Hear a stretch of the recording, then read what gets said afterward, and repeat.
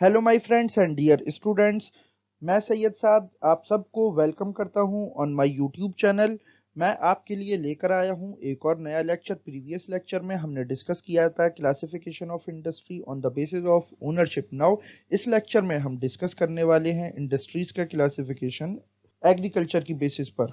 तो ये जो चैप्टर है मैन्युफैक्चरिंग इंडस्ट्रीज का, ये बहुत ही इंपॉर्टेंट है आपके सीबीएसई एग्जाम, एएमयू और जामिया के लिए। तो ये लेक्चर अगर आपको अच्छा लगे तो इस वीडियो को लाइक करें, शेयर करें, कमेंट करें और इसी तरह के इंफॉर्मेटिव कंटेंट के लिए सब्सक्राइब करें to our YouTube channel. But lecture start करने से पहले हमेशा की तरह आप लोगों के लिए एक क्वेश्चन और आपका सवाल है कि जो कॉटन टेक्सटाइल इंडस्ट्री है वो किस तरह की इंडस्ट्री है। ये फॉरेस्ट बेस्ड इंडस्ट्री है या की इंडस्ट्री है या एग्रो बेस्ड इंडस्ट्री है या none of the above. Comment section आपका है, इसका राइट आंसर वहां पर लिखें। हमेशा की तरह इसका सही आंसर मैं आपको बताऊंगा इस लेक्चर क्लास में। तो चलिए हम स्टार्ट करते हैं आज का अपना topic. So stay with us because there is a lot to know, a lot to discuss. जब इंडस्ट्रीज को हम क्लासिफाई करते हैं एग्रीकल्चर की बेसिस पर, तो यहाँ पर हमें textile industry, cotton industry, sugar industry मिलती है और इसके साथ साथ जूट, सिल्क, वूलन, शुगर और एडिबल ऑयल की जो इंडस्ट्री है ये भी एग्रीकल्चर पे ही डिपेंड करती है। तो सबसे पहले हम बात करते हैं टेक्सटाइल इंडस्ट्री की।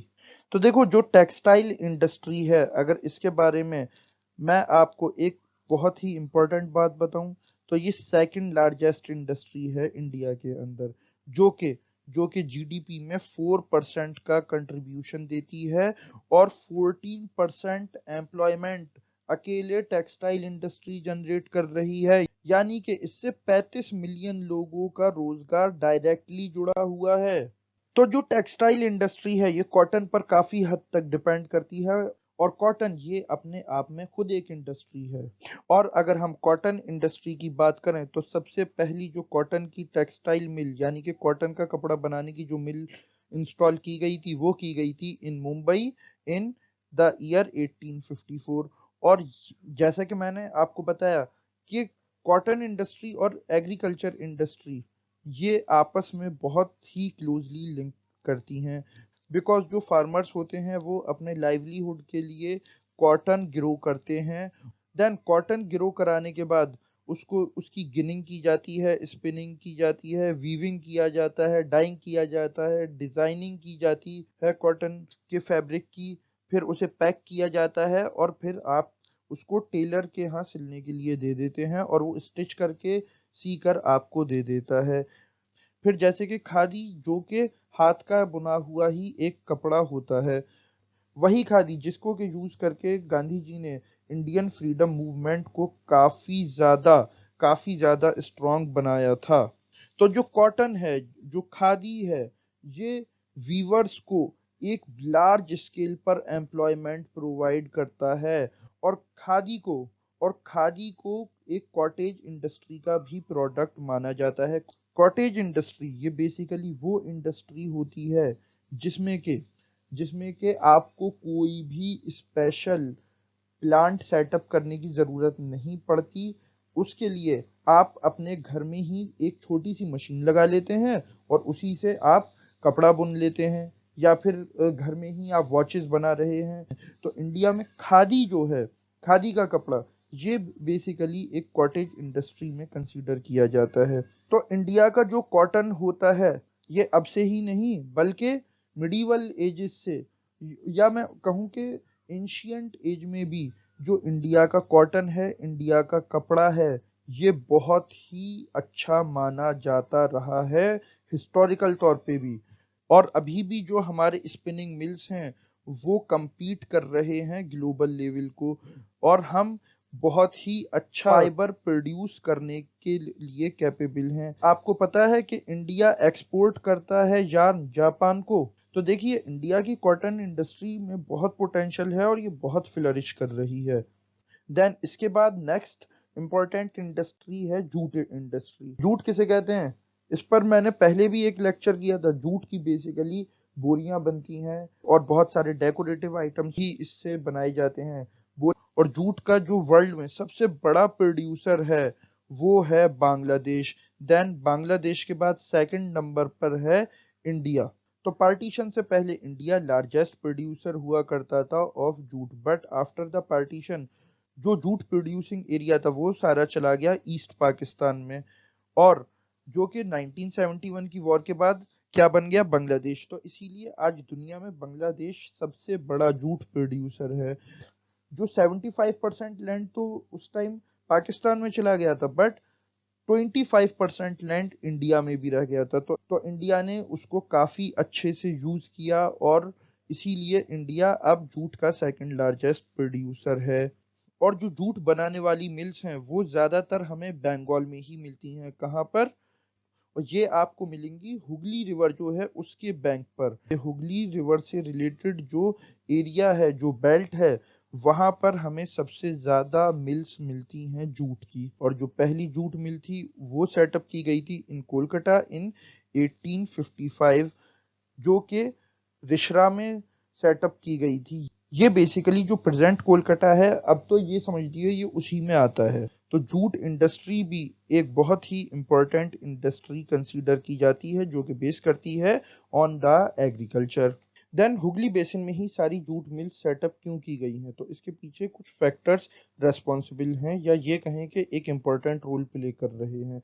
तो ये फैक्टर्स बेसिकली हैं कि जो जूट प्रोड्यूसिंग एरियाज हैं वो भी हुगली बेसिन के अंदर हैं। वाटर ट्रांसपोर्ट काफी सस्ता है। गुड नेटवर्क ऑफ रेलवे जो कि ट्रांसपोर्ट का एक बहुत ही इंपॉर्टेंट पिलर है। देन हुगली बेसिन के अंदर जो रोडवेज वाटरवेज की जो फैसिलिटी है, जो मूवमेंट है वो बहुत ज़्यादा इजी है, जिसकी वजह से जो रॉ मटेरियल है वो मिल्स तक इजीली आ सकता है। फिर यहाँ पर लेबर का मिलना ये भी बहुत मैं ये कहूँगा इजी है, और यहाँ पर लेबर काफ़ी ज़्यादा चीप है। बिकॉज इसके आसपास जो बंगाल से एडजॉइनिंग स्टेट्स हैं जैसे कि बिहार, उड़ीसा, उत्तर प्रदेश तो खैर थोड़ा दूर पड़ता है, बट ये जो स्टेट्स हैं यहाँ से चीप लेबर भी मिल जाती है। तो ये कुछ बहुत ही इम्पोर्टेंट फैक्टर्स हैं जो कि जूट मिल्स की लोकेशन को सेटअप करने में एक की रोल प्ले कर रहे हैं। अच्छा, जो इंडिया का जूट है वो बहुत सारे कंट्रीज में बेचा जाता है, जैसे कि इंडिया के जो जूट प्रोडक्ट्स हैं वो यूएसए, कनाडा, घाना, सऊदी अरेबिया, यूके, ऑस्ट्रेलिया, यहाँ पर काफी ज्यादा इसके प्रोडक्ट्स की डिमांड है। देन ये जो जूट है अगर हम इसको देखें कि ये नेचर को, एनवायरनमेंट को कितना नुकसान पहुंचाता है, तो मैं आपको ये बताता चलूं कि ये एक इको फ्रेंडली प्रोडक्ट है। जैसा कि हम जानते हैं कि आजकल ये एक बहुत बड़ा ग्लोबल कंसर्न बन चुका है। क्या? एनवायरनमेंट को कैसे पॉल्यूट करने से रोका जाए। तो इसमें जो जूट है ये एक बहुत ही अच्छा रोल प्ले करता है। बिकॉज जो आपके प्लास्टिक प्रोडक्ट्स होते हैं वो तो नॉन बायोडिग्रेडेबल हैं, यानी कि वो गलते नहीं हैं, बट जूट प्रोडक्ट्स ये डिग्रेडेबल होते हैं, बायोडिग्रेडेबल होते हैं। और जूट इंडस्ट्री जो कि डिमिनिश पड़ती जा रही थी, वो एक बार फिर इस इको फ्रेंडली जो कॉन्सेप्ट है, जो एक इको फ्रेंडली चीज़ों की जो अब हमें ज़रूरत बढ़ती जा रही है हमारे लिए, ताकि हम अपनी आगे वाली जनरेशन को भी कुछ दे पाएं।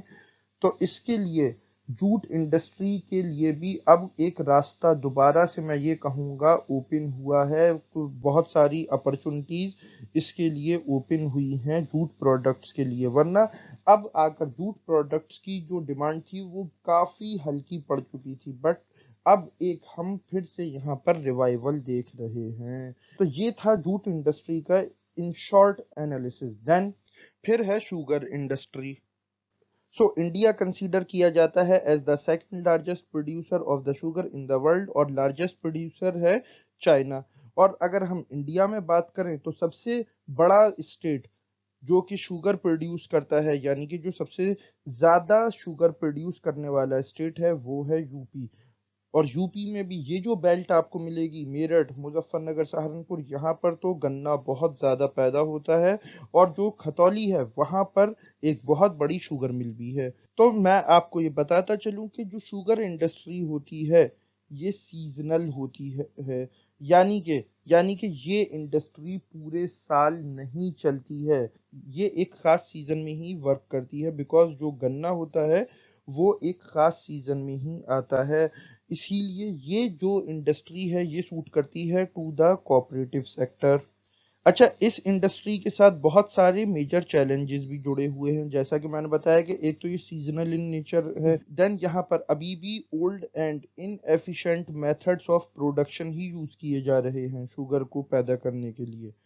फिर जो ट्रांसपोर्ट में डीले है वो शुगर की प्रोडक्टिविटी पर काफी ज्यादा असर डाल देता है, बिकॉज जो शुगर केन है, जो गन्ना है, अगर वो खेत से मिल में देरी से पहुंचेगा तो उसका जो रस होता है, जो उसका लिक्विड बेसिकली होता है जिससे कि शुगर बनेगी, वो सब सूख जाएगा।